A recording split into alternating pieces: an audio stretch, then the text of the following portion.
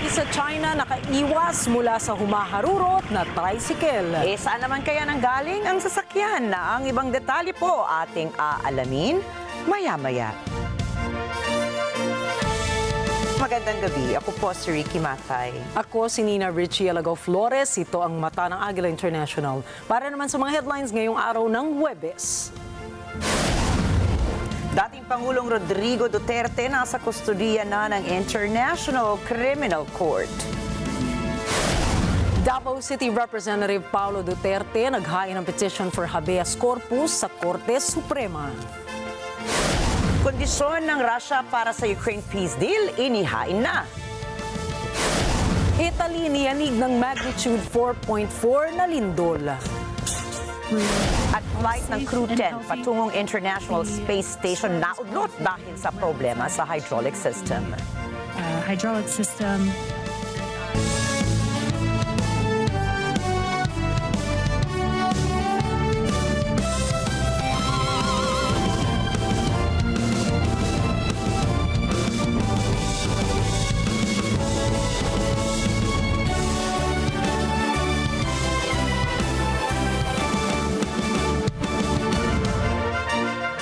Ng International Criminal Court o ICC si dating Pangulong Rodrigo Duterte matapos itong dumating sa Rotterdam Airport hatid ng chartered flight nito mula Dubai.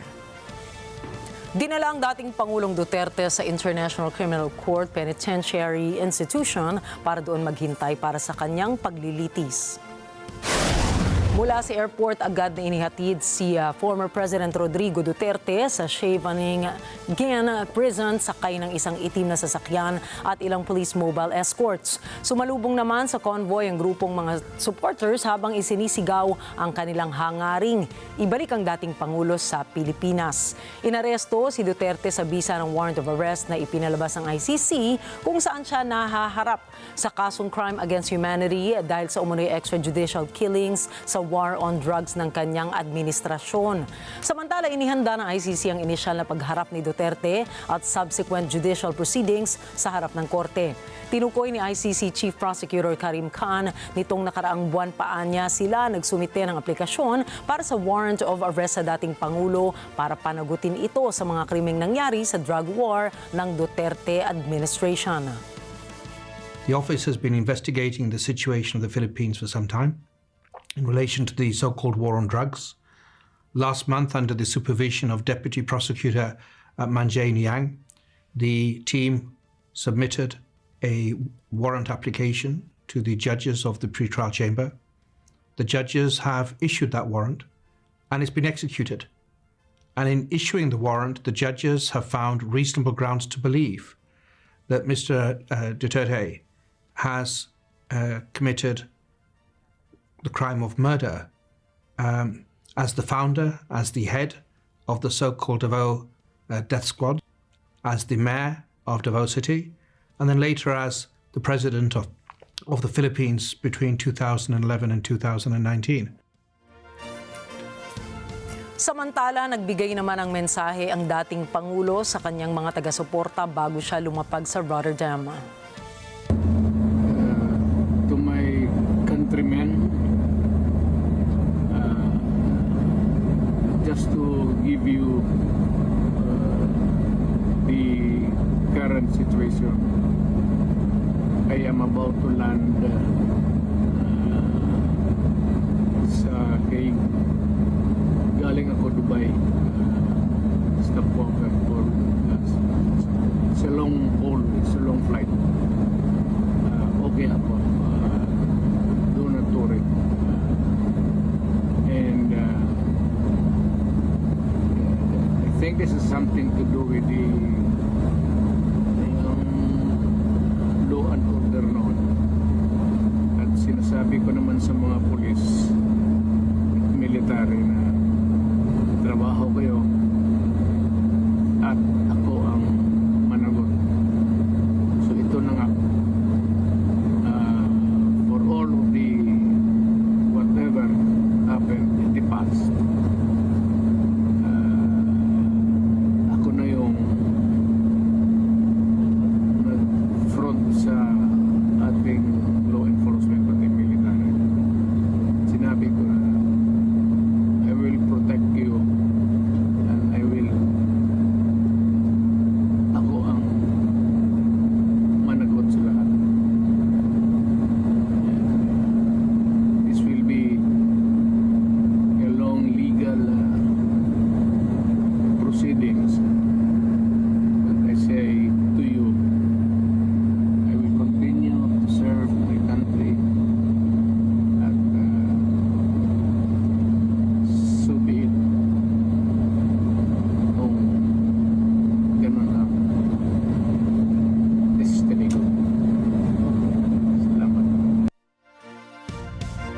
Samantala, nagbigay ng consular assistance ang Embahada ng Pilipinas sa The Hague kay dating Pangulong Rodrigo Duterte matapos siyang arestuhin at dalhin sa kustudiya ng International Criminal Court o ICC dahil sa kasong crimes against humanity. Naghatid ang embahada ng winter clothing, mga pamalit na damit at care packages para sa dating Pangulo. Ibinigay din ng embahada kay Duterte ang mga contact details ng mga opisyal nito para sa anumang karagdagang konsular na pangangailangan. Samantala, nagbigay ang Netherlands ng 2-day visa sa kanyang nurse at aide, habang 15-day visa naman para kay dating Executive Secretary Salvador Medialdea bilang kanyang legal counsel para makapagpahinga muna bago bumalik ng Pilipinas. Dinala po si dating Pangulong Duterte sa Scheveningen Prison bandang 7:34 ng gabi matapos dumating sa Rotterdam, The Hague Airport. Habang nililitis ng International Criminal Court o ICC ang umano'y nagawang crimes against humanity ni dating Pangulong Rodrigo Duterte, silipin nga natin kung saan mananatili si Duterte sa The Hague. Sa detention unit na ito na kung tawagin ay Scheveningen Prison Facility, dadalhin ng dating Pangulo, ito ay isang coastal detention unit na malapit sa labas ng The Hague. Ayon sa media sources, dito rin ikinulong ang ilang mga dating leader na sinampahan ng kaso ng ICC. Makakasama nga umano ni Duterte ang dating Pangulo ng Kosovo na si Hashim Thaçi na naghihintay sa kanyang war crimes trial. Kasama rin ng dalawang leader ang convicted Serb war criminal na si Ratko Mladic na napatunayang guilty sa kasong genocide sa Bosnia. Dahil detention unit pa lamang ito, may access sa mga detainees sa mas maraming pasilidad bago ang kanilang conviction. Ilan sa mga pribilehiyo ni Duterte ay conjugal visits at outdoor exercises. Maaari ring konsultahin ng dating Pangulo ang kanyang legal team na walang nagmomonitor. Pwede ring tumanggap ng iba pang bisita si Duterte gaya ng ministro o spiritual advisor. May mga basic medical facilities din at staff nurse sa Scheveningen unit, pero ayon sa ilang defense lawyers, may mga pagkakataon na mahirap ding kumuha ng medical care. May access din ang mga suspect sa gym, library at kusina. Pwede silang magluto ng sarili nilang pagkain at magpabili ng groceries. May mga materyales din para sa crafts and painting at may access din ang mga suspect sa computer para sa legal research. Samantala, sa mga susunod na araw ay dadalhin ng dating Pangulo sa korte para sa initial appearance kung saan idedetalye ang mga aligasyon laban sa kanya. Maaari siyang bigyan ng counsel de officio ng korte o maaari ring mamili si dating Pangulong Duterte ng sarili niyang abogado. Naghain din ng petition for habeas corpus si Davao 1st District Representative Paulo Duterte sa Korte Suprema kaugnay ng pagkaaresto sa ama nitong si dating Pangulong Rodrigo Duterte. Hiniling ng kongresista na mapalaya ang kanyang ama sa anyay illegal confinement and detention. Dapat din anyang mag-issue ang Korte Suprema ng Temporary Restraining Order o Writ of Preliminary Injunction upang atasan ang gobyerno na itigil ang pakikipagtulungan sa International Criminal Court o ICC at maging sa Interpol. Gate po ng mambabatas, paglabag sa konstitusyon at soberenya ng Pilipinas ang ginawang pagsisilbi ng gobyerno ng arrest warrant mula sa ICC dahil kumalas na ang Pilipinas sa Rome Statute noong pangtaong 2019. Respondent sa petisyon sina Executive Secretary Lucas Bersamin, Interior Secretary John Vic Remulla at PNP Chief Romel Marbil. Naghain din ng mga hiwalay na petisyon ang mga anak ng dating Pangulo na sina Kitty Duterte at Davao City Mayor Baste Duterte sa Korte Suprema kahapon. Dahil po dito, kinonsolidate ng Korte Suprema ang tatlong petisyon na magkakapatid na Duterte. Pinasasagot din sa loob ng 24 oras ng kataas-taasang hukuman ang gobyerno at mga respondents kung bakit hindi ito dapat maglabas ng preemptory writ of habeas corpus. Naniniwala si Vice President Sara Duterte na siya ang susunod na arestuhin ng International Criminal Court o ICC kasunod ng pagkadakip sa kanyang ama na si dating Pangulong Rodrigo Duterte dahil sa umano'y crimes against humanity. Ayon kay VP Sara, binalaan siya ng kanyang ina na mag-ingat dahil baka siya ang susunod na targetin ng ICC. Dati nang naiulat na kasama umano ang bise sa investigasyon ng ICC sa drug war dahil raw pinayagan nito ang tukhang operation sa Davao City noong siya ay nanilbihan bilang mayor noong 2016 hanggang 2022. Samantala, ayon sa Office of the Vice President o OVP, nakarating na kaninang madaling araw sa Amsterdam si VP Sara. Sinalubong siya ng tulong mula sa Dutch Foreign Ministry at Dutch National Police Corps. Binanggit din ng OVP na dadalo ng mga pagpupulong ang bise kasama ang mga abogado nito. Habang naghihintay nila sila ng pagkakataon na mabisita ang dating Pangulo na nasa kustodiya ngayon ng ICC. Samantala, tinawag na mahinang alibay ni Senador Ronald Bato de la Rosa ang paliwanag ni Pangulong Ferdinand Marcos Jr. ukol sa pagkaaresto sa dating Pangulong Rodrigo Duterte. Sinabi ni De La Rosa na Biyernes pa lamang ng nakaraang linggo ay may natanggap na siyang intel reports na may ilalabas na warrant of arrest ang ICC at kasama siya sa posibleng ipaaresto. Subalit may kapangyarihan niya si Marcos na tumangging makipagtulungan sa Interpol kung ang issue ay may kaugnayan sa International Criminal Court or ICC. Kwento pa ng senador, nag-usap sila ni Marcos sa Malacanang kung saan ginaransyahan umano sa kanya ng Pangulo na hindi siya kailanman makikipagtulungan sa ICC dahil kung hahayaan niya raw na makialam ang ICC kina Duterte at sa senador ay baka raw siya na ang sumunod. Ako mismo, I can attest to that dahil sinabihan niya ako noon sa Malacanang na huwag ka mag-alala ba to, hindi ko papasokin ang ICC dito. Hindi, kahit na gabuhok mo, hindi mahawakan ng ICC. Pati si kahit nakalbo ako gabuhok mo, pati si Pangulong Duterte, hindi mahawakan ng ICC. Sabi niya, hindi ko papayag dahil kung papayagan ko yan, after the Dutertes, after sa inyo, who's next? Baka kami na naman ang imbestigahan ng ICC. Kaya hindi ako papayag, sabi niya sa akin. Pero ngayon, iba ang nangyari. With in silver platter, hinatid talaga nanghiram pa ng private jet para ihatid lang si Pangulong Duterte doon sa dahig. Oho. Ibang sinasabi. Oo. So makakalungkot po na meron tayong Pangulo na walang isang salita. Gayunman, kung may warrant of arrest, ang ICC ay handa siyang harapin ito at alagaan si Duterte sa pag-asang papayagan siyang tulungan ng dating Pangulo sa The Hague. Subalit, hihingi muna niya siya ng tulong kay Senate President Francis Cheese Escudero para bigyan siya ng proteksyon hanggat ito ay pinapayagan ng batas. We have to face reality. Kung yan talaga ay may lalabas na warrant of arrest laban sa atin at ito'y talagang isi-serve sa atin, well, unang-una, I will avail of the protection that can be provided to me by the Senate as an institution, being a sitting senator.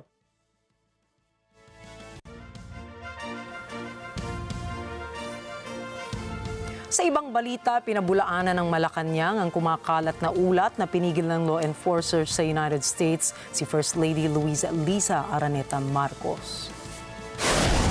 Sinabi ni Presidential Communications Office Undersecretary Attorney Claire Castro na walang katotohanan na hawak ng U.S. authorities si First Lady Liza habang nasa Los Angeles o ano pa mang lugar.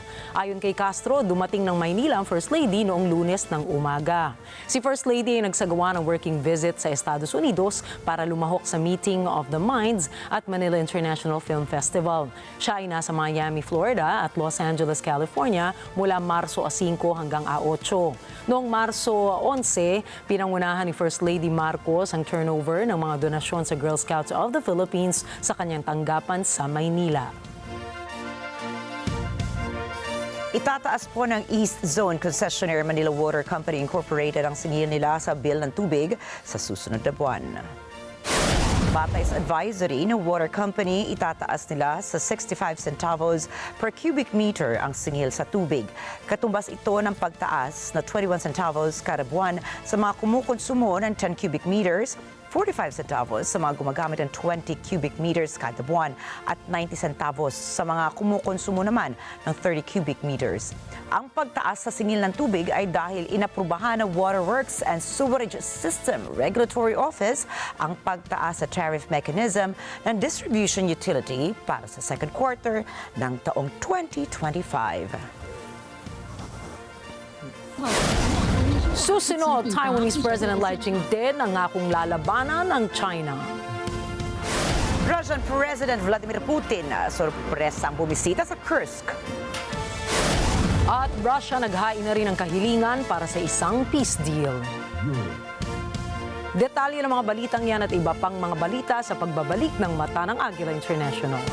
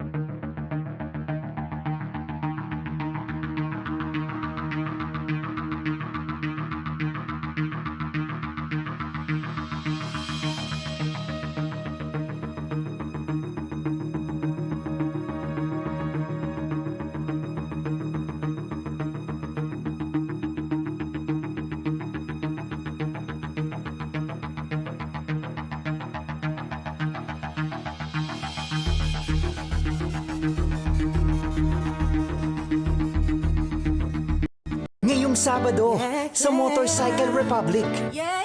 Happy International Women's Month! Ngayon, magra-ride kami papunta ng One Feather Plus Kitchen. Doon kami lagi actually, madalas kapag mayroong mga magagandang occasion like this.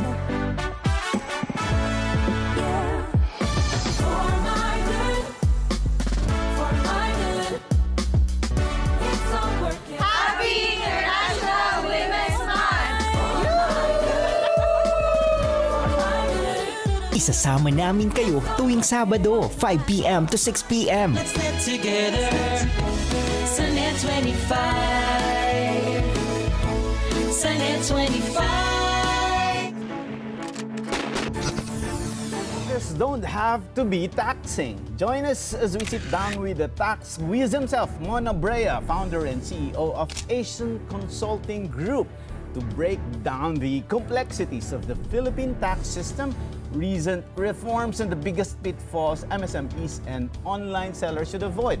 We are open for business, but we need the government to realize it's costly to do business in the Philippines, and we need to improve that. The good thing there is we're open for improvement. We are amending. I think that's more than enough to assure our foreign investors that we will make your investments worthwhile. Open for Business with Cesar Vallejos, Sunday, 9 p.m. Sa NET25.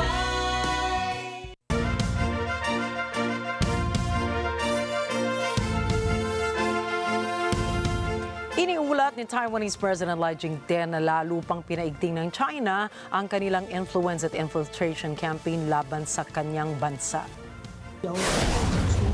过去这段时间，中国更利用民主台湾的自由与多元开放，吸收黑道、媒体、名嘴、政党，乃至于现退役军警，在我们的内部进行分化、破坏、颠覆等活动。中国统战已经 Sa isang meeting kasama ang mga matataas na opisyal ng Taiwan, sinabi ni President Lai na ginagamit ng Beijing ang kanilang puwersa upang maimpluwensyahan ang ilang miyembro ng kanilang bansa, kasama na rin ang ibang kriminal na grupo, miyembro ng media, pati na rin ang mga parte ng kanilang sangay ng militar at kapulisan. Dagdag pa nito na nagdodoble kayod ang kanyang pamahalaan na puksain ang mga ito mula sa kanyang gabinete at bansa. Ayon sa datos, nasa 64 katao ang kinasuhan para sa espionage-related crimes noong nakaraang taon lamang, na trumiple naman ang bilang kumpara noong 2021. Ang kinatatakutan pa nila rito ay halos lahat sa kanila ay naging opisyal ng kanilang militar. Isinusulong naman ni Lai Ching-te ang iilang panukala na magsisiguro ng mas striktong panunuri sa pagpasok at paninirahan ng mga Chinese citizens sa kanyang bansa. 中国近来借由广泛核发中国护照，利诱我国人申办中国居住证、定居证、身份证等，企图让台湾人民混淆自己的国家认同。中国也将两岸交流视为对台统战的管道，在台湾内部区隔敌我，分化台湾内部，削弱敌我意识，并意图架空政府公权力，塑造中国已经在台湾治理的假象。 只是言论自由的范畴。 Ilang beses na rin inireklamo ang mga ginawang paghamon ng China sa mga nakaraang taon mula sa military drills hanggang sa influence operations. 数十年来，中国并吞台湾、消灭中华民国的野心，没有一天改变过。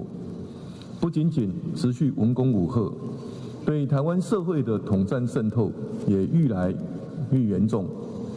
从2005年，中国颁布所谓的反分裂国家法，把武力并吞台湾视为国家任务；到去年6月，发布所谓的惩毒22条。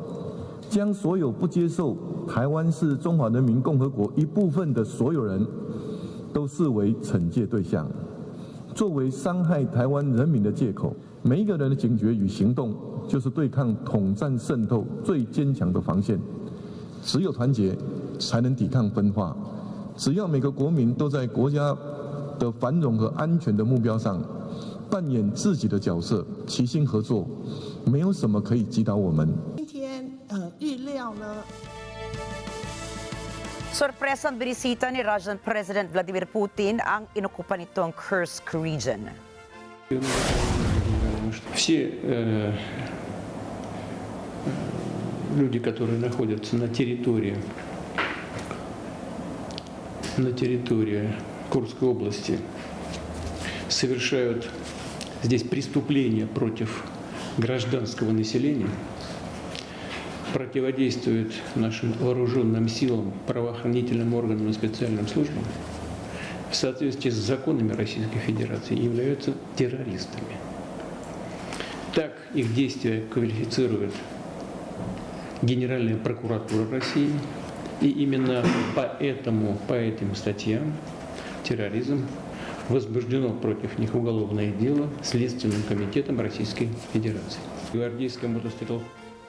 Ito po ay sa gitna ng pagkonsidera ng Russia sa panukala ng Amerika na 30 araw na ceasefire sa Ukraine-Russian war. Sa isang video na ibinahagi ng Russian State Television, makikitang nakasuot ng uniforme si Putin sa kanyang surprise visit sa headquarters ng kanilang frontline troops sa Kursk. Dito, ipinag-utos ni Putin sa kanilang tropa ang layunin ng Russia na ganap na palayain ang Kursk region sa lalong madaling panahon. Ito ang unang biyahe ni Putin sa western region simula ng salakayin ng tropa ng Ukraine ang lugar noong nakalipas na taon.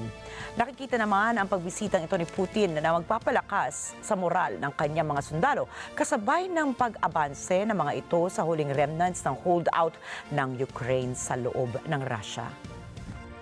Наша задача в ближайшее время, в кратчайшие сроки, окончательно разгромить противника, окопавшегося на территории Kurской области. Samantala, sinabi naman ni Kremlin spokesperson Dmitry Peskov na masusing pinag-aaralan ni Putin ang panukala ng Amerika. Вы знаете, что действительно состоялись GD-переговоры, и после этого и господин Волц, и господин Рубио сказали, что по разным каналам до России будет доведена информация. Вот этот процесс доведения информации до сведения России, он сейчас в действии. После того, как мы не через прессу, а посредством двустороннего диалога эту информацию получим, тогда наступит уже время обдумывания и формулирования позиций. Nagbigay na ang Russia ng listahan ng mga kahilingan sa Estados Unidos para mapapayag ito sa US-Ukraine peace deal at para buhayin muli ang kanilang ugnayan sa Washington. Мы внимательно следим и следили за состоявшейся 11 марта в Джиде встречей представителей США и Украины, мы ознакомились с принятым по ее итогам заявлением, в котором содержатся разные идеи. На данный момент никаких официальных обращений к нам на этот счет не поступало.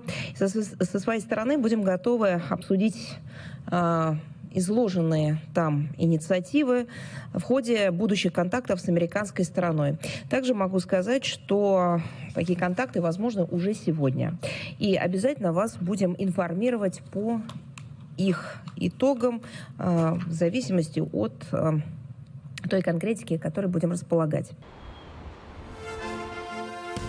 Ayon sa kanilang pahayag, napag-usapan ito ng mga opisyal ng Russia at Estados Unidos sa kanilang mga face-to-face at virtual meetings sa mga nakaraang linggo. Ayon sa Russia, halos kapareho lang ito ng mga kahilingang ibinigay nila sa Ukraine, Estados Unidos at NATO noon pa man. Sa ngayon ay hindi pa isinasa publiko ang eksaktong mga kahilingan at tumanggiring sagutin ng Moscow kung bukas ba silang makipag-usap sa Kyiv bago pa nila makuha ang nasabing demand mula sa mga bansa. Matatanda ang una ng sinabi ng Russia na nasa kanilang interes kung aabandonahin ng Ukraine ang kanilang hangaring maging kaanib ng NATO, pipigilan ang pagpasok ng foreign troops sa kanilang teritoryo at tuluyan ng isuko ang Crimea, Donetsk, Luhansk, Kherson at Zaporizhia sa Russia. Noong nakaraang taon ay sinabi ni Russian President Vladimir Putin na dapat umatras ang Ukraine sa 4 na rehiyon na kanilang pinangalanan bago pa man magsimula ang negosasyon. The presence of the troops from NATO countries under any flag in any capacity on Ukrainian soil is the same threat. You won't accept it under any conditions? Under any conditions, well, nobody is talking to us. They keep saying nothing about Ukraine without Ukraine, but they do everything about Russia without Russia. Second thing is the rights and the fate of the people who live not only on the liberated territories, but on the territories under the control of the regime. They also, most of them, speak Russian. They were brought as part of the Russian culture. And they want their kids to know Russian and to learn Russian. Sa Russia po, isang veteran war correspondent ang minultahan ng $6,900 matapos mapatunayan ng korte ng justifying terrorism. Narito ang balita mula kay Kathleen Gao.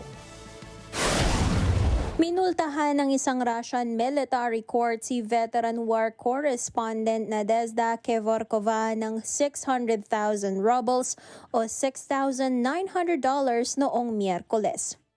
Ayon sa korte, guilty si Kevorkova ng justifying terrorism. Ang 66 na taong gulang na mamamahayag ay naging tagapagbalita ukol sa Middle East. May akda din ito ng ilang mga libro ukol sa Palestine. Inaresto si Kevorkova noong Mayo 2024 sa Moscow. Nanindigan ito na inosente at walang sala.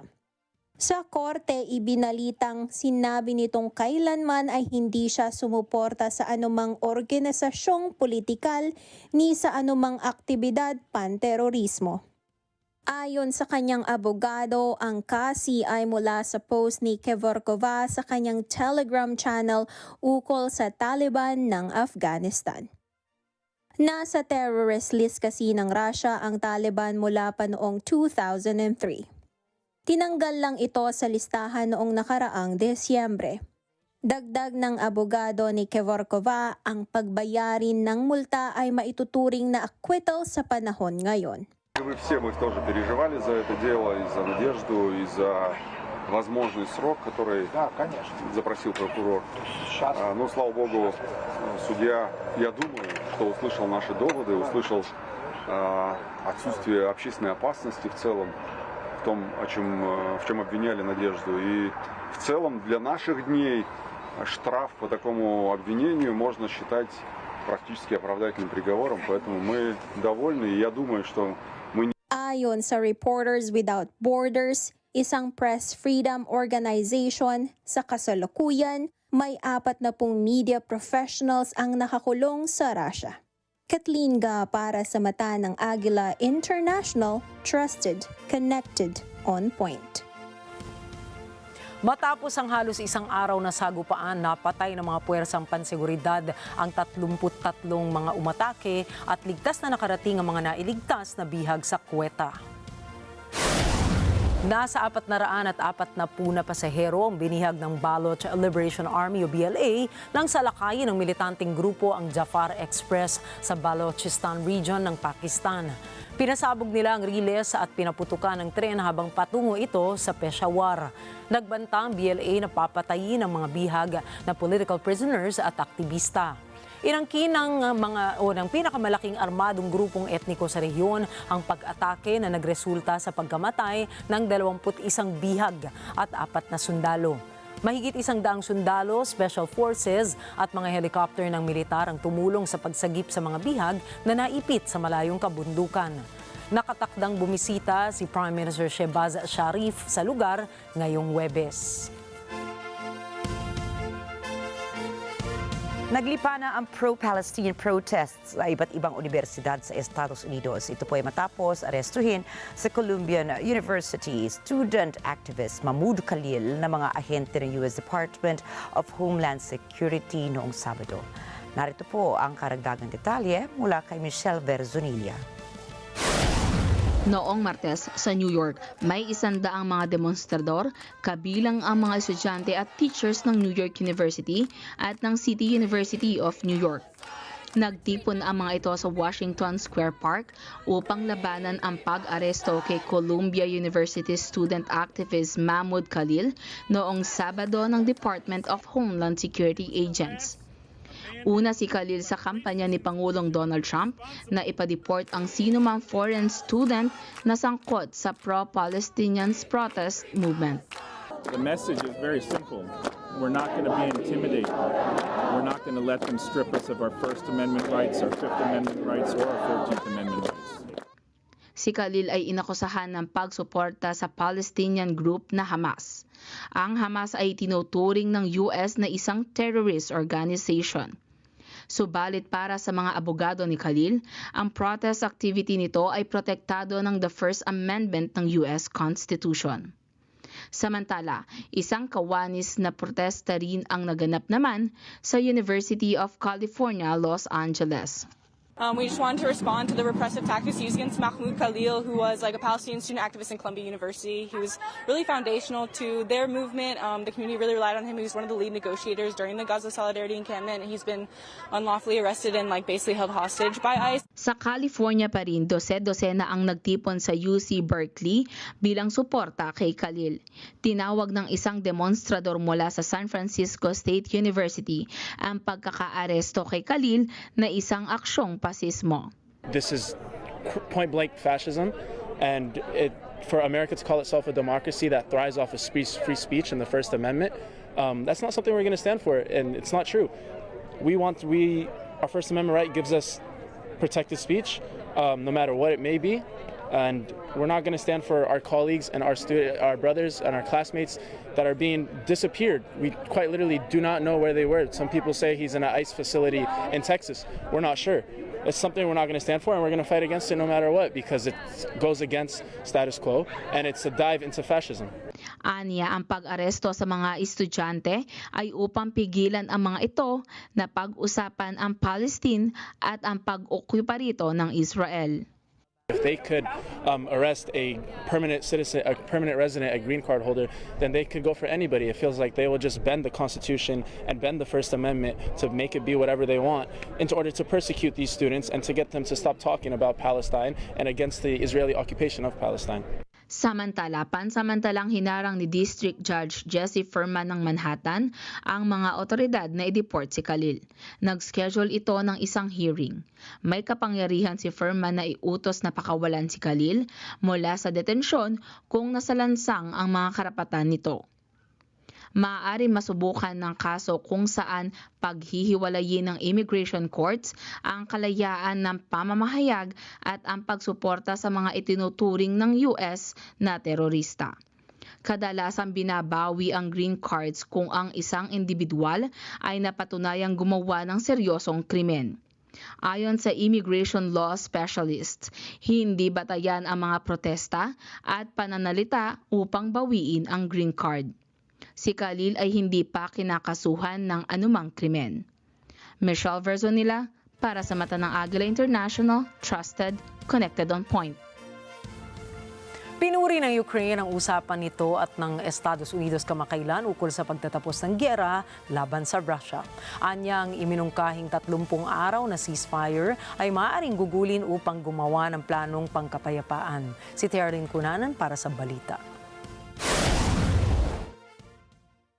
Noong Miyerkules, sinabi ni Ukrainian President Vladimir Zelensky na nais niyang magsama ang US at Europe upang persihin ang Russia на вакасан на ангіра. Я налаштований дуже серйозно. Для мене це важливо закінчити війну. Я хочу, щоб президент Сполучених Штатів Америки це бачив, щоб американці це бачили і відчували, і щоб Європа, всі були в Союзі, саме в Союзі з тим, що треба зробити все, щоб примусити Росію до закінчення цієї. Ми готові до формату тиші на 30 днів, так, у тому форматі, який нам запропонувала американська сторона. Noong Martes, inanunsyo ng US na itutuloy na nito ang military aid at intelligence sharing sa Ukraine matapos magkasundo ang US at Ukrainian officials sa Saudi Arabia ukol sa 30-day ceasefire sa pagitan ng Ukraine at Russia. Ani Zelensky, malaki ang naitulong ng pulong na ito na ginawa sa Jeddah. Можна різні бачити результати в Саудівській Аравії. Відновлення допомоги, хтось в цьому побачить головний результат. Перші кроки до закінчення війни, хтось в цьому закінчить, а хтось в цьому побачить позитивний результат. Я вважаю, що сама зустріч Саудівської Аравії розбиває плани Росії щодо повної ескалації відносин між Україною і Америкою. Навпаки, іде деескалація. Dagdag ng Ukrainian President, sakaling pumayag ang Russia sa 30 araw na tigil putukan, mapag-uusapan na ang hinihingi niyang garantiyang pansiguridad para sa kanyang bansa. Але все ж таки про гарантії безпеки ми будемо говорити більш детально. Якщо буде тиша на 30 днів, то ці 30 днів виділяються саме для того, щоб покласти на папір. У нас є наші пропозиції, але покласти на папір погоджені кроки з нашими союзниками, погоджені кроки і формати тих чи інших гарантій безпеки, які будуть у Україні після закінчення цієї війни. Hamon ni Zelensky, nasa Russia nakasalalay ang ikapagtatagumpay ng ceasefire proposal. Не залежить все від того, чи хоче Росія припинення вогню і тиші, або вона хоче продовжувати вбивати людей. Сьогодні залежить від цієї країни сьогодні на 100%, тому що Америка продемонструвала свої кроки і свою позицію, Україна продемонструвала, відповіла без будь-яких різних тлумачень, дуже прямо свою позицію. І сьогодні Росії доведеться на це відповідати. Terlin Cunanan para sa mata ng Agila International. Trusted, connected, on point. Binatikos ang Germany ang tuntuning pangkalakal ngayon ng Estados Unidos. Anila, mali ito at nangangakong tatapatan ng karampatang sagot ng European Union ang mga taripa. Marjorie Quintos po para sa detalye ng balita. Noong Miyerkules, tinuligsa ni outgoing Chancellor Olaf Scholz ng Germany ang trade policy ngayon ng Estados Unidos. Anya, ang kailangan ay mas kaunting hadlang sa kalakalan, hindi mas marami. Ayon kay Scholz, agad na sasagutin ng European Union ang mga taripang ipinatutupad ni US President Donald Trump. Und lassen Sie das mich im Blick auf die aktuellen Entwicklungen klar sagen. Wir brauchen weniger Handelshürden und nicht mehr. Deshalb halte ich die Zollbeschlüsse der USA für falsch. Und wir werden darauf angemessen und schnell reagieren. Die Vorschläge der Kommission werden wir jetzt prüfen. Dazu stehen wir in engem Kontakt mit der Kommission und den anderen Mitgliedstaaten. Die Kommission hat zudem deutlich gemacht, dass sie für Verhandlungen mit den USA bereitsteht. Das begrüße ich natürlich ausdrücklich. Subalit sinabi rin ni Council President Antonio Costa na bukas ang EU sa pakikipag-usap sa US tungkol sa anumang hindi patas na pangangalakal. Binigyang diin nito ang deskalasyon. But if the United States believe that they are a real problem, then the good way to solve this is to talk. The good way to solve problems is to talk and to address the problems and find solutions. And we are open for this. Then we are answering in the family way, but we don't want to escalate. The good way is to de-escalate, talk, solve problems, and continue as good partners. Samantala, sinabi rin ni Scholz na hindi aabandonahin ng EU ang Ukraine. Anya, tuloy-tuloy ang suporta ng EU para sa Kiev. Dagdag nito, nananatiling mahalaga pa rin ang tulong ng US para sa Ukraine. Marjorie Quintos para sa Mata ng Agila International. Trusted, connected, on point. Susunod, Italy niyanig ng lindol. Blood moon matutunghayan sa mga darating na araw. At mga female pop stars nangunguna po sa Billboard charts ngayong Women's Month. Mga detalye po ng mga balita niyan at iba pa mga balita sa pagbabalik pa rin na Mata ng Agila International.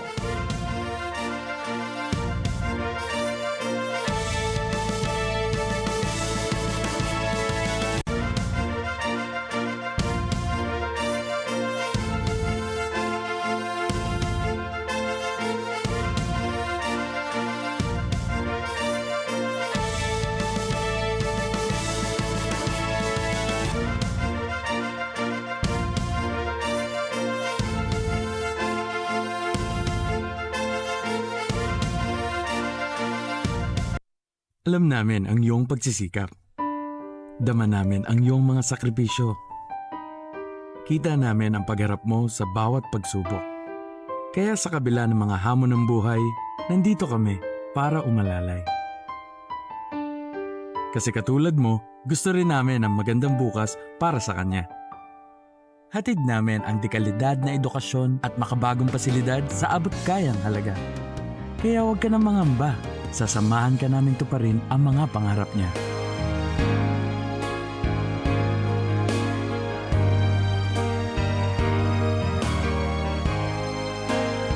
Maaasahan mong sulit dito ang mga pinagsikapan mo. Sa aming mga makabagong pasilidad at sistema ng edukasyon. Mailalabas natin ang aking talino at mga kakayahan niya. Kahit sa munting halaga, makakasiguro ka na makakasabay siya sa mabilis na pag-ikot ng mundo. Sa new era, karamay mo kami sa bawat hamon. Kaagapay mo kami sa bawat hakbang. Kasama mo kami sa bawat ngiti at tagumpay.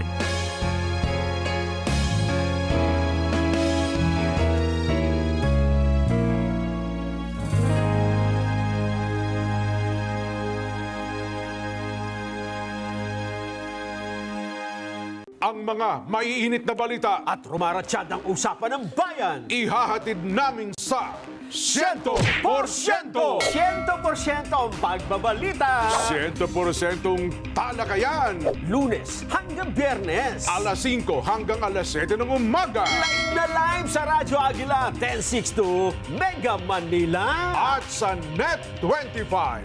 100%! Sa NET25, let's net together. Sa NET25.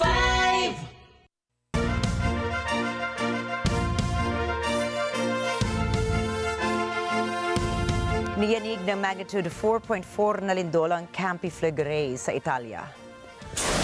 Ayon po sa National Institute of Geophysics and Volcanology, namataan ang pagyanig ng lupa. 2 kilometro ang lalim sa syudad ng Pusuli. Isang babae naman sa syudad ang nasagip ng mga bombero matapos itong makulong sa bumagsak na kisame ng kanyang bahay nang tumama ang lindol. Sinuspindi na ng mga otoridad ang lahat ng pasok sa mga paaralan bilang pag-iingat sa anumang aftershocks. Naudlot ang pahinga ng isang lalaki sa China matapos sumulpot sa loob ang isang tricycle. Sa pool sa CCTV ang ilang sandali bago ang insidente. Una, agad na mapapansin sa video na tumatakbo paalis ang mga pusa. Pagkatapos ito ay bigla na lamang pumasok ang sasakyan at dumiretso sa loob ng gusali. Buti na lamang at sa gilid nakapwesto ang lalaki at hindi sa kanya dumiretso ang tricycle. Batay sa inisyal na investigasyon, pinaniniwala ang nawala ng kontrol ang may-ari sa sasakyan nito. Naggulat naman po ang mga mag-aaral sa Texas Tech University sa Lubbock matapos sumiklab ang berdeng apoy sa manhole sa loob po mismo ng campus ng pamantasan. Sa inilabas na anunsyo ng universidad, may nangyayaring pagsabog sa isang manhole sa campus nang nagdulot ng power outages sa pamantasan at Health Sciences Center nito. Kaugnay po niyan ay inilikas na ang mga estudyante malapit sa mga apektadong manhole. Ayon sa Lubbock Fire Brigade, pinaniniwala ang nagkulay berde ang apoy sa mga manhole dahil sa copper o iba pang elements na humalo rito. Naapula naman ng mga otoridad ang apoy sa campus. Muling mapapanood ng mga eclipse enthusiasts sa North America at Canada ang blood moon na huling lumitaw taong 2022. Ito ay mangyayari pagkatapos ng hating gabi sa Marso 14 sa silangang bahagi ng Estados Unidos at ng Canada.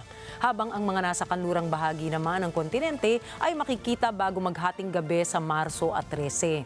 Ang lunar eclipse ay nangyayari tuwing matatapat na nasa pagitan ng araw at buwan ang Earth. Tinawag itong blood moon dahil sa kulay deep orange or red color nito. Paliwanag ng mga siyentipiko, naging kulay pula ang buwan dahil sa pagtama ng rays ng sun sa atmosfera ng Earth. May hahalin tulad din ito sa kung paano nagiging pula ang araw tuwing sunset. Masasaksiyan din ang pambihirang celestial event na ito sa New Zealand at ilang bansa sa Western Europe.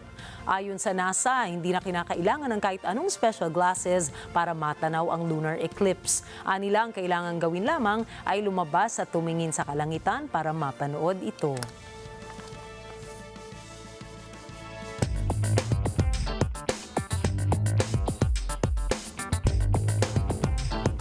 Business transformation sa Europa. Yan po ang nais na gawin ng kumpanyang Ford. Ano-ano kaya ang hakbanga na gagawin ng US automaker na ito? Alamin po natin mula sa report ni Rosel Feria. Target ng hayin ang negosyo nito sa Europa at makipagkumpetensya sa lumalagong electronic vehicle businesses. Dahil dito magbibigay ang Ford ng $4.76 billion na pondo para sa naghihingalong car manufacturing operations nito sa Germany. Ang capital injection nila ang makakaresolba sa overborrowing problems ng US automaker. At ito rin ang solusyon para sa isang multi-year business plan ng Ford sa Europa. Naniniwala kasi ang Ford na ang pagsasaayos sa German operations nito sa pamamagitan ng recapitalization ay makakatulong sa business transformation nito sa Europa. Ang dagdag pondo nila ay makakatulong din para sa paggawa ng bago nitong car product portfolio. Pero upang maging sustainable ang negosyo nito sa Europa, sinabi ng Ford na kailangang simplehan nito ang pamamahala sa kumpanya at kailangan din nilang pababain ang gastos. Nanawagan din ng automaker sa policymaker sa Europa na gumawa ng isang malinaw na agenda para sa promotion ng electric vehicles. Nais din ng Ford na magkaroon ng emission targets na alinsunod sa consumer demand. Maraming planta ng mga kotse ang napilitang magsara sa Europa dahil sa matinding kompetisyon sa China. Bukod dito ay nahaharap din ang European car industry sa Trump tariffs. Rosel Feria, Washington DC para sa Mata ng Agila International. Trusted, connected, on point.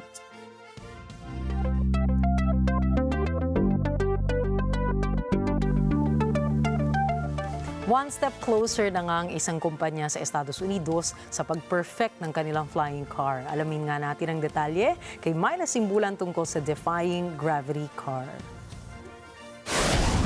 Gusto mo bang sumakay sa isang lumilipad na kotse? Posibleng matupad na ang pangarap mo na yan dahil malapit nang matapos ng US company na Aleph Aeronautics ang kanilang flying car. Sa isang press release, ipinagmalaki ng Aleph Aeronautics ang kanilang ultralight version ng Aleph Model 0. Kitang-kita sa video kung papaano lumipad ang kotseng ito sa ibabaw ng isang truck. Kaya umaasa si Aleph Aeronautics CEO Jim Duchovny na maraming taong gagamit ng lumilipad na kotse kaysa sa normal na sasakyan. Itong anya ay para maibsan ang traffic at para mas madaling makarating ang isang tao sa kanyang destinasyon. The significance of this video is we really hope that it will be will have a similar impact as the Wright brothers video in the sense that it proves to the humanity that the new mode of transportation is possible.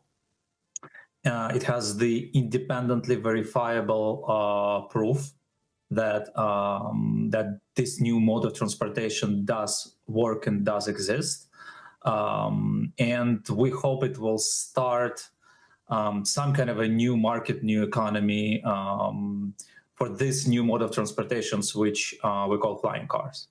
Dagdag ni Duchovny, pwede ring gamitin ang flying car sa search and rescue operations dahil kaya nitong puntahan ng isang lugar na hindi kaya ng helicopter o ng eroplano. Kaya rin anya ng lumilipad na kotse na mag-drive ng vertical at mag-landing sa gitna ng mga puno. Wala raw itong mga malalaking pakpak gaya ng eroplano. Dahil sa size nito, pwede ring daanan flawlessly ng lumilipad na kotse ang mga gusali. Sa kabila ng bentahe ng flying car, inamin pa rin ni Duchovny na mahal ang paggawa ng isang lumilipad na kotse. Gayunman ay ipagpapatuloy anya ng Aleph Aeronautics ang pagpuproduce ng flying car kahit paunti-unti ang kanilang car process. It's hard to estimate when as far as the exact year, but I think it's going to be a very, very gradual process. It's good for many, many reasons to have gradual process.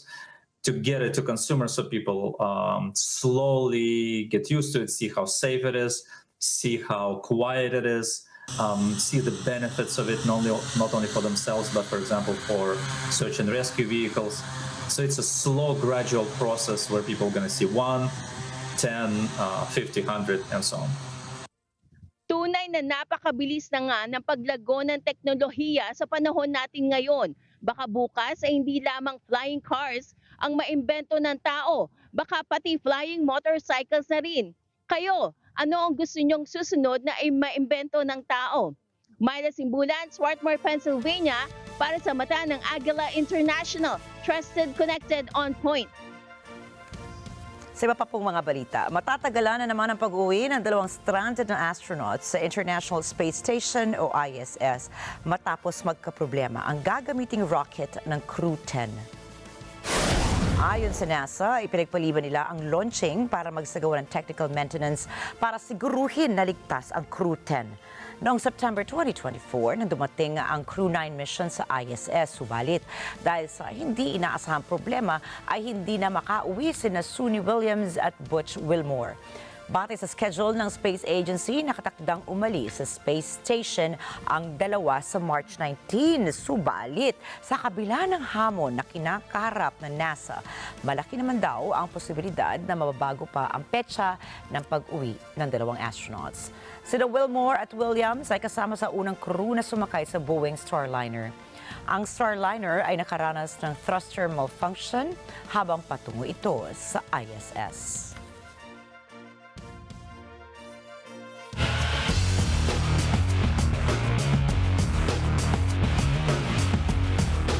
Sisimulan na ngayong linggo ang pagdinig sa kasong homicide by negligence sa isinampa laban sa medical team ng namayapang football star na si Diego Maradona ng Argentina. Sumailalim si Maradona sa isang emergency brain surgery taong 2020. Naging matagumpay ang operasyon pero makalipas ang ilang araw ay namatay ang soccer icon dahil sa cardiac arrest. Maring itinatanggi ng mga defendant na may nagawa silang pagkukulang na naging dahilan ng pagkamatay ni Maradona. Samantala maraming fans ang umaasa na lalabas din ang katotohanan sa pagkamatay ng kanilang iniidolong football star.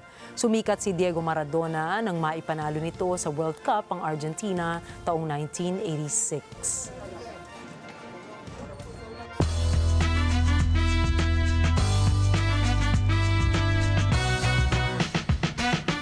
Nanguna po sa mga music charts and streaming platforms ang mga kanta ng dalawang music icons na tunay na naglalarawan ng girl power. Noong March 7, isang araw bago ang International Women's Day, sabay na inilabas nina Lady Gaga at Jennie ng Blackpink ang kani-kanilang album na Mayhem at Ruby. Ang Mayhem ay umani ng 45.3 million na first-day streams at itinanghal bilang biggest female album debut sa Spotify para sa taong ito. Kasalukuyang nasa number 1 si Lady Gaga sa Global Digital Artist Ranking habang number 4 naman si Jennie. Nakamit naman po ni Jennie ang kanyang biggest streaming day of all time nang umani ang Ruby ng 33.6 million streams.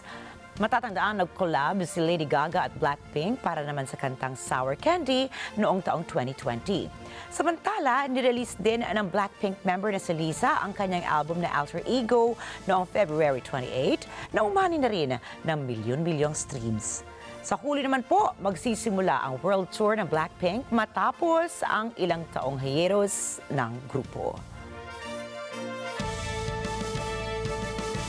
Sa kabila ng pangunguna sa takilya, nangangamba ang Warner Brothers na baka hindi nito mabawi ang nagastos para sa bagong palabas ni Bong Joon-ho. Ang Mickey 17 ay isang sci-fi dark comedy na pinagbibitahan ni Robert Pattinson. Ito ay mula sa direksyon ni Bong Joon-ho, ang direktor ng pelikulang Parasite. Tampok dito ang kwento ng isang lalaking bahagi ng isang misyon na bumabalik kapag nasasawi. Ngunit nagkakaroon ng komplikasyon ng matuklasang may pumalit na sa kanya. Nanguna sa North American box office ang pelikulang Mickey 17 na kumita ng 19.1 million sa unang linggo ng pagpapalabas nito. Samantala sa ibang bansa, umabot na sa $34.2 million ang kinita nito na nagdala sa kabuuang pandaigdigang kita na $53.3 million. Gayunpaman, sa kabila ng pangunguna sa takilya ay malayo pa ang pelikula upang kumita. Tinatansyang nasa $118 million ang nagastos ang produksyon para sa pelikula, hindi pa kasama ang pondo para sa marketing at promotion. Upang mabawi ang kabuuang gastos ay kailangang kumita ang pelikula ng $275 million hanggang $350 million sa buong mundo.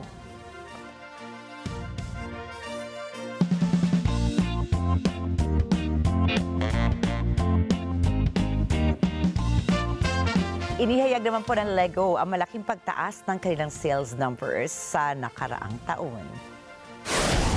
Ayon sa Lego, nakakuha rin sila ng mga enthusiasts ng kanilang mga karibal. Dulot rin ito ng kanilang pagpapalawak ng kanilang product range upang manghikayat ng bagong customer. Pinuri din nito ang sales success ng kanilang Lego Botanical sets na naging sikat na regalo para po sa lahat ng age groups. Lumaki ang kanilang sales noong nakaraang taon ng 13%. Sa kabila ng lasting success ng kanilang Harry Potter at Star Wars sets, ay inilabas din nila sa 2024 ang kanilang official Fortnite at Animal Crossing set. Sa ngayon po ay nakatayo sa Mexico ang pinakamalaking manufacturing site ng Lego. Subalit, sinabi lang, iniindi daw nila ang banta ng dagdagang taripa ni Donald Trump dahil hindi raw mabibigyan ng halaga ang kasiyahang dinadala ng kanilang mga laruan sa lahat ng tao. At narito po kami para maghatid ng balita saan mang dako ng mundo. Magandang gabi po. Ako po muli si Ricky Matay. Ako si Nina Richie Alago Flores. Ito ang Mata ng Agila International. Para naman po sa iba pang mga balitang nangyari rin sa iba't ibang panig ng mundo, punta naman tayo kay Alma Angeles para sa Mata ng Agila World News. Take it away, Alma.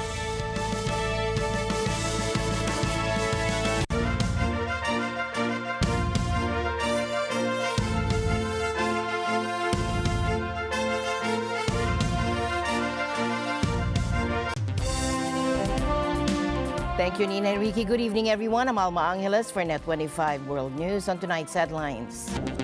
In a dramatic video message, former Philippine President Rodrigo Duterte has accepted full responsibility for his administration's controversial war on drugs. Take a look. I will protect you and I will ako ang managot sa lahat. And the news starts now.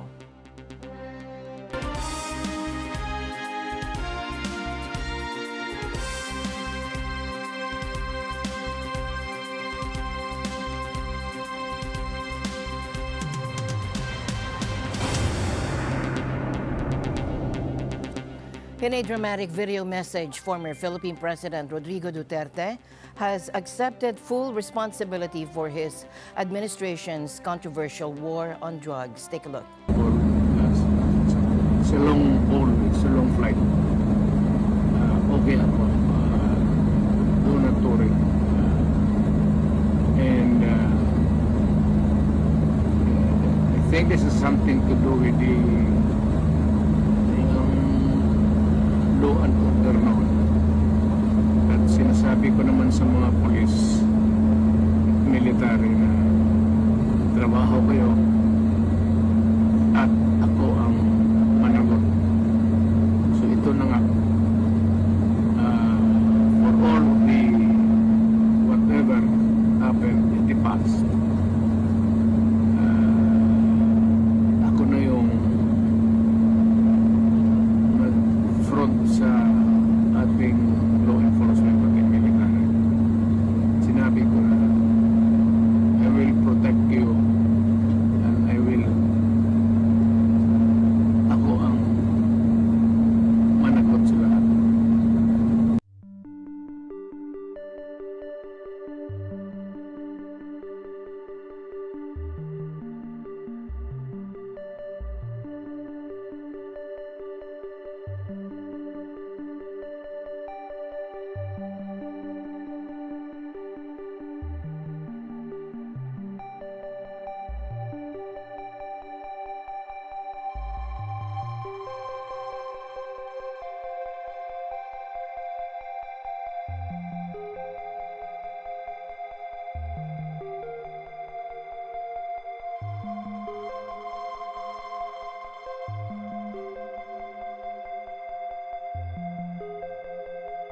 The former president underwent a medical examination before being assigned a private cell equipped with basic amenities such as a bed, desk, and bookshelves.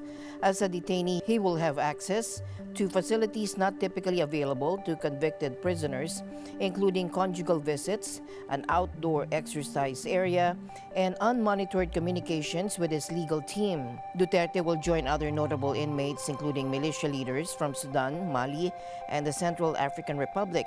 Despite the relatively comfortable conditions, defense lawyers have raised concerns about the availability of medical care outside regular hours.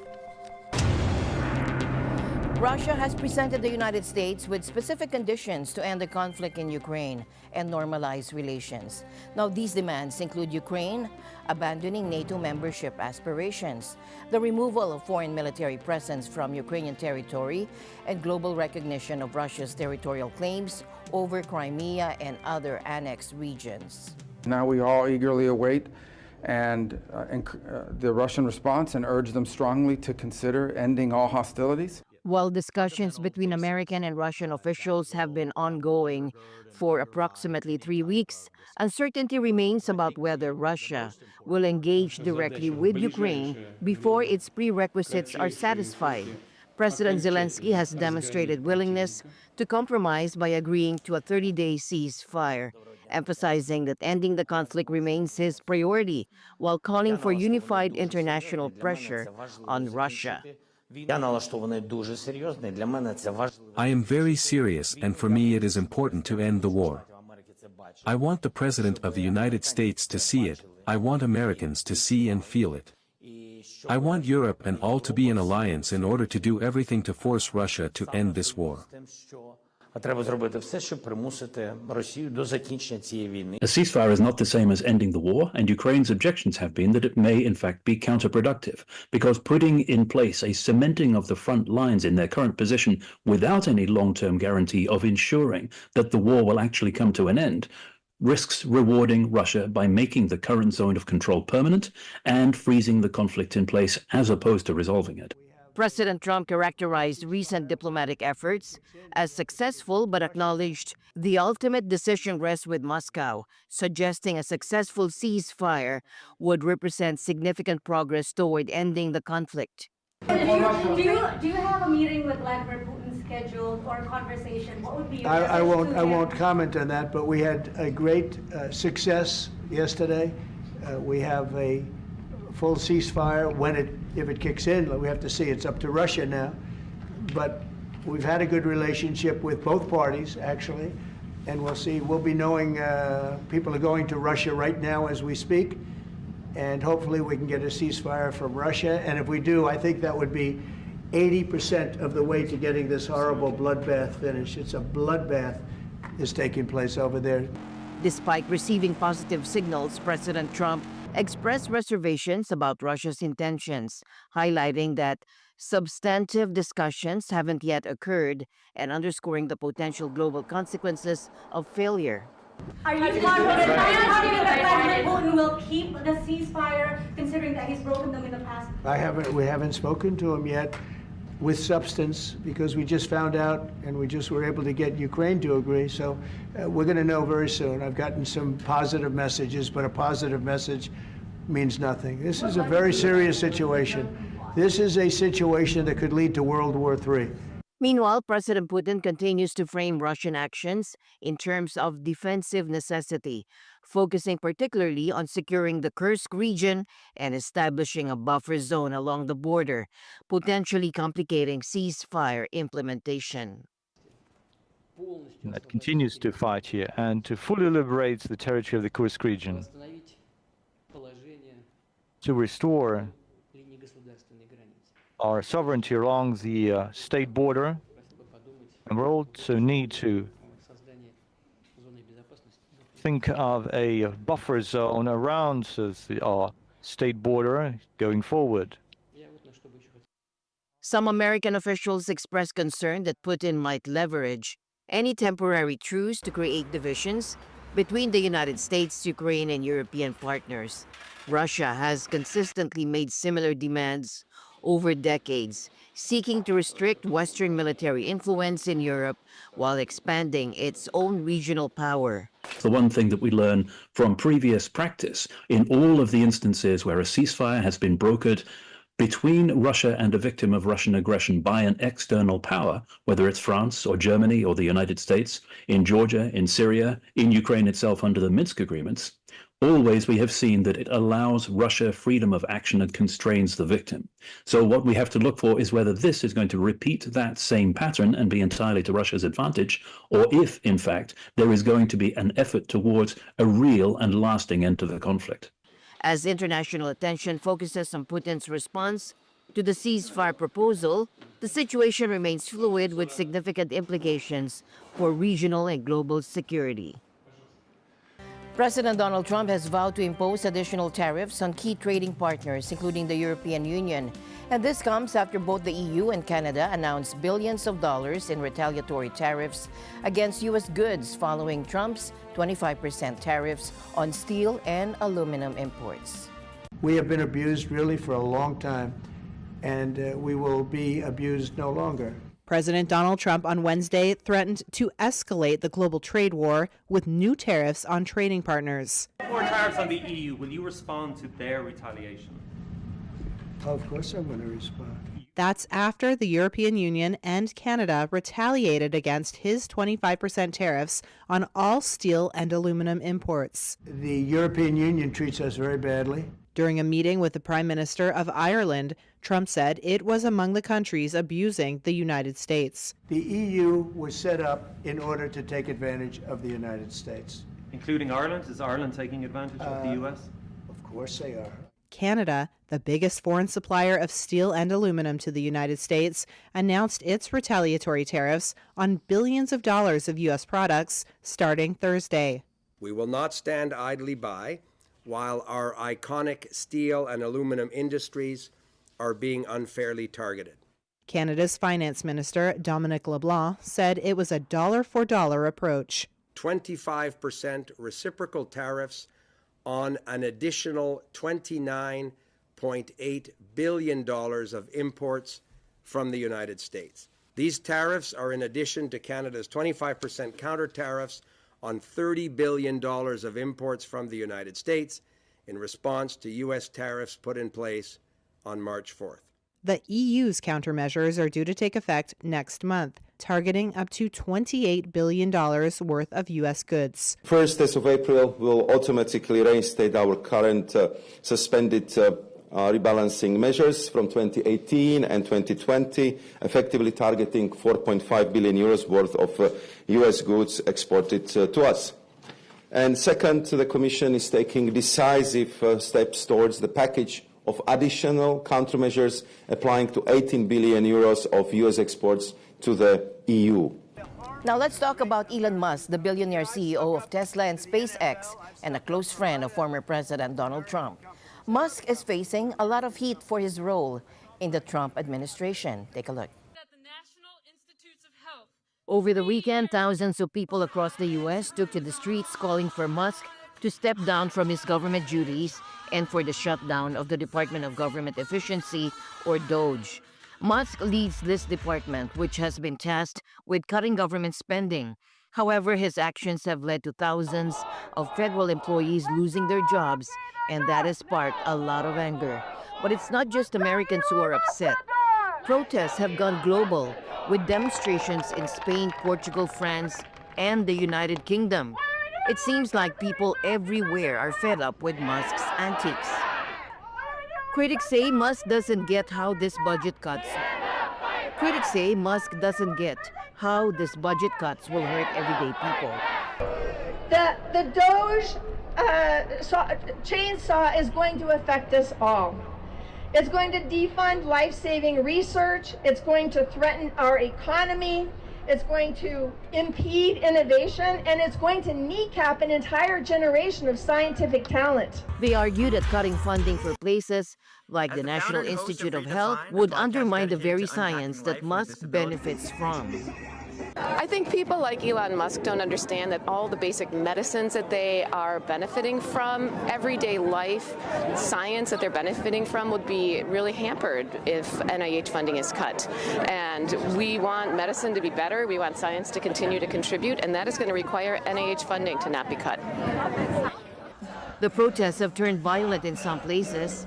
Tesla dealerships and charging stations have been vandalized across the country. In Portland, Oregon, a dealership was even targeted with gunfire, damaging cars and shattering windows. In Massachusetts, several charging stations were also set on fire. Musk claims that billionaire George Soros is behind these protests, but he hasn't provided any solid evidence. Protesters say they're just fed up with Musk's decisions that have left so many people without jobs. When you lose an income, it's painful. You know, we've had conversations about what our future looks like. We have, as you can tell, we have a small home. But my husband and I have said if we need to downsize and get a, one-bedroom home or even a one-bedroom apartment, we'll do whatever we have to do. But it's hard. It's wrecking. Just thousands of lives are turned upside down. Nobody really seen this coming. Even the people that did probably vote for Donald Trump. Elon Musk has basically taken over our government and has calling the shots, unfortunately, it seems to be. For many, Musk has gone from being a hero of clean energy to a rogue billionaire who's meddling in politics, and not in a good way.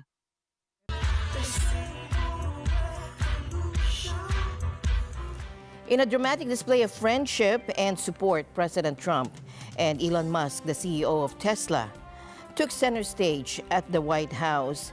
Trump, once a critic of electric vehicles, showcased his newfound appreciation for Tesla by purchasing a shiny red Model S. This move comes as Tesla's stock has been struggling and the company faces protests over Musk's political involvement. Trump's endorsement is seen as a significant boost for Tesla, which has faced backlash due to Musk's role in the Trump administration. The president went further by labeling those who vandalized Tesla outlets as domestic terrorists, calling Musk a patriot. Some say they should be labeled domestic terrorists. I will do that. I'll do it. I'm going to stop them. We catch anybody doing it because they're harming a great American company. You know, I've stuck up for the NFL. I've stuck up for a lot of American companies and other companies, but American companies. This event highlights the deepening ties between Trump and Musk, with Tesla stock rising by 3.8% following the president's remarks. The unusual display of support from a sitting president has sparked both praise and criticism, with many questioning the ethics of such a public endorsement. Taiwanese President Lai Ching-te has sounded the alarm over China's intensified influence campaigns and infiltration efforts against the island. In a press conference, Lai pledged to implement countermeasures to thwart Beijing's attempts to absorb Taiwan. For decades, China's ambition to annex Taiwan and eliminate the Republic of China has not changed. Not only does it continue to threaten and intimidate, it has deepened its influence campaign and infiltration effort. From the so-called anti-secession law enacted by China in 2005, which views the military action against Taiwan as a national task, to the 22-point guidelines issued last June that impose punishment on people who do not accept Taiwan as part of China, using them as an excuse to harm the people of Taiwan. Lai emphasized that China's actions constitute foreign hostile forces under Taiwan's Anti-Infiltration Act. He proposed 17 legal and economic countermeasures, including stricter reviews of Chinese nationals' visits and proposals to reinstate military courts. Over the past period, China has taken advantage of the freedom and diversity of democratic Taiwan to absorb crime groups, media personality, political parties, and even retired military and police, carrying out activities such as division, destruction, and subversion from within us. Recently, China tried to lure our people by widely issuing Chinese passports, allowing our people to apply for Chinese residency permits and identity cards as an attempt to confuse the national identity of the Taiwanese people. China also views cross-strait exchanges as a channel for its united front against Taiwan, trying to create divisions within Taiwan and weaken the awareness of friend or foe, undermining the government's power and creating the illusion that China is already governing Taiwan. China, meanwhile, reiterated its stance that Taiwan is part of the mainland China, dismissing Lai's comments as irrelevant to the diplomatic issues. First of all, Taiwan is a part of China. There is no president, and what you mentioned is not a diplomatic issue. What I can tell you is that no matter what the DPP, Taiwan's Democratic Progressive Party authorities say, it cannot change the fact that Taiwan is a part of China, nor can it change the inevitable event of reunification with the motherland. As tensions rise, Taiwan vows to take proactive measures against China's influence operations. 2 South Korean Air Force pilots have been charged with criminal negligence after mistakenly bombing a village during a training exercise, injuring at least 29 and causing widespread damage. Take a look. South Korean military investigators on Thursday charged 2 Air Force pilots with criminal negligence causing bodily harm. In addition to the charge of criminal negligence during their military duties resulting in injury, some combat facilities or military facilities were partly damaged, so those kind of charges were also applied to the 2 pilots, as far as I know. The incident injured at least 29 people and caused extensive property damage. The Defense Ministry's Criminal Investigation Command said the pilots' errors in entering coordinates were direct factors behind the accidental bombing. The causes of accidental bombing were that putting in the coordinates was done incorrectly, not verifying that properly, and dropping the weapon without visually checking the target during the last phase of the fire. 8 unguided bombs from 2 fighter jets hit a village in Pocheon. during live-fire exercises. The area features training grounds used by the South Korean and U.S. militaries. A ministry official said that the 2 pilots have been removed from flight duties, and a review of their certification is scheduled. The Air Force Chief of Staff apologized last week and pledged to review procedures to prevent future incidents.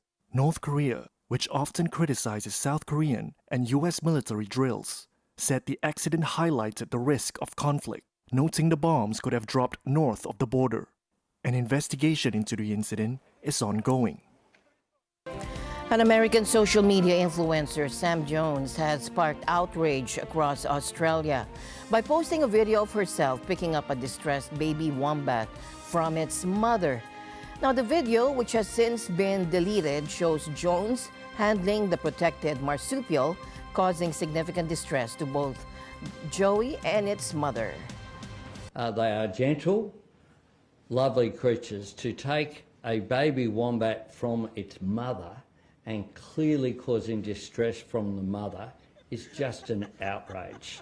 And you know, I suggest to this so-called influencer, maybe she might try some other Australian animals.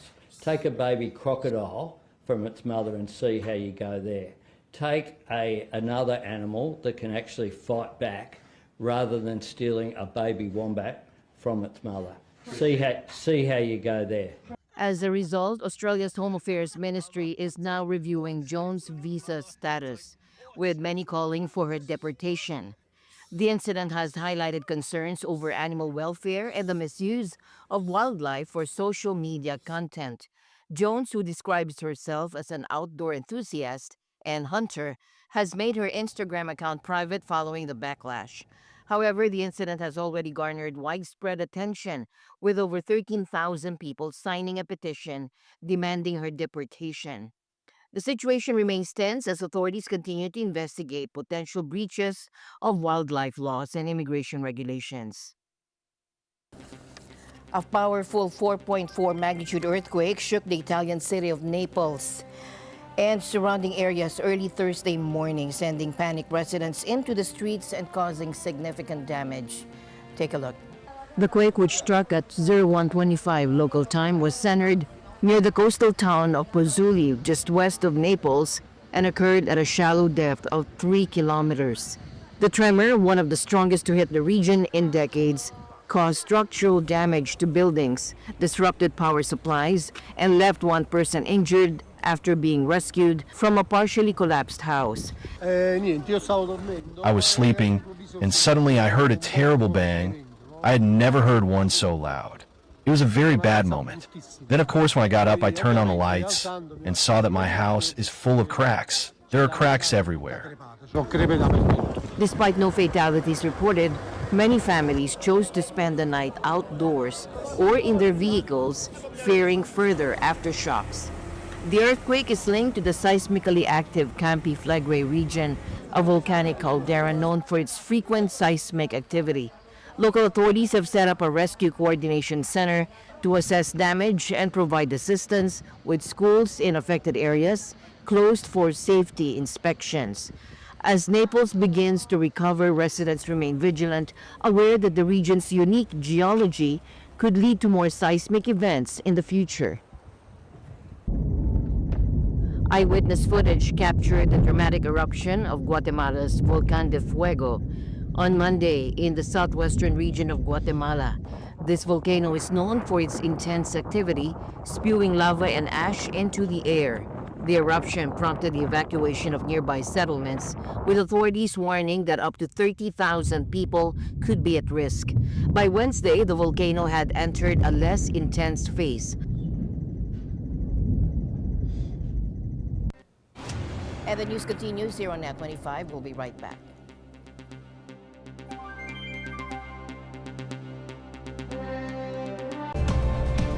Thinking as a network, acting as one. A show about visionaries and their projects.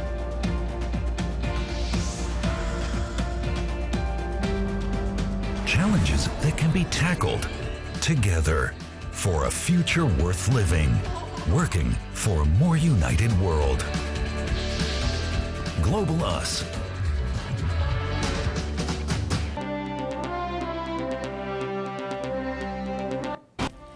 SpaceX scrubbed the expected launch of a replacement crew of 4 astronauts to the International Space Station that would have set in motion the long-awaited homecoming of the 2 U.S. astronauts. Gabe Singer reports.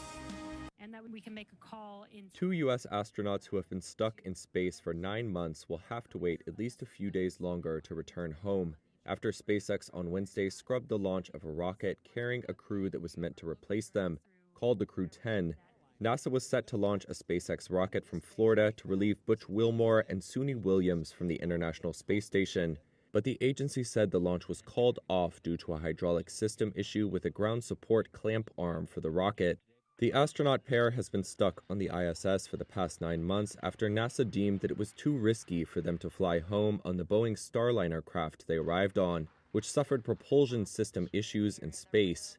NASA says Wilmore and Williams cannot leave until the new crew arrives in order to keep the ISS staffed with enough U.S. astronauts for maintenance. The Crew 10 flight would normally be considered a routine astronaut rotation. Instead, it has become politicized, as U.S. President Donald Trump and his advisor Elon Musk have, without evidence, blamed former President Joe Biden for the fiasco. NASA had moved the mission up 2 weeks earlier than planned under pressure from Trump and Musk, the CEO of SpaceX. NASA swapped a delayed SpaceX capsule with a different one that would be ready sooner. The agency now says that the next potential launch opportunity is no earlier than Friday evening, which would put Wilmore and Williams on track for a March 19th departure from the space station. So space travel, it's rough on the human body, and we're just not built for it. Think about it. No gravity, crazy radiation, and it messes with everything. Basically, our bodies evolved for Earth, not space. So what happens?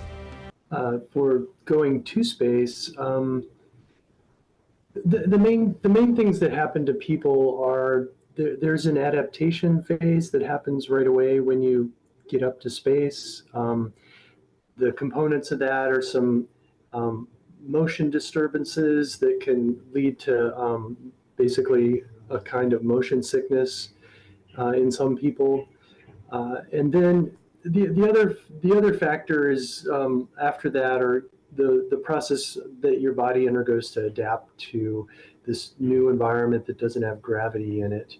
And in those areas where the bones support those large muscle groups, like in the hips and the low back and the legs, what we measure is reabsorption of the calcium in the bone in those areas. So that's one of the reasons why exercise is such a big component of any crew day on all the missions that we fly, because as soon as you enter that weightlessness environment, your body starts being responsive to that, and those the calcium loss and the strength loss and the loss in the ability to work, called aerobic capacity, those all start decreasing if you don't do anything to counteract it. Radiation has a number of effects on cells, but basically you're worried about it, depending on the kind of dose, breaking down the way the cells work and potentially introducing breaks and changes into the proteins and the DNA that's within the cell. So the good news is that we monitor this very closely, and we have the crew will wear basically a radiation dosimeter throughout each mission, and so we'll be able to understand more clearly the amount of radiation that they received.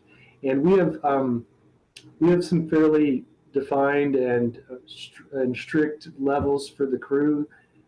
We don't ever want them to get substantial amounts of radiation such that it substantially increases risks of concerning things like development of cancers and stuff like that.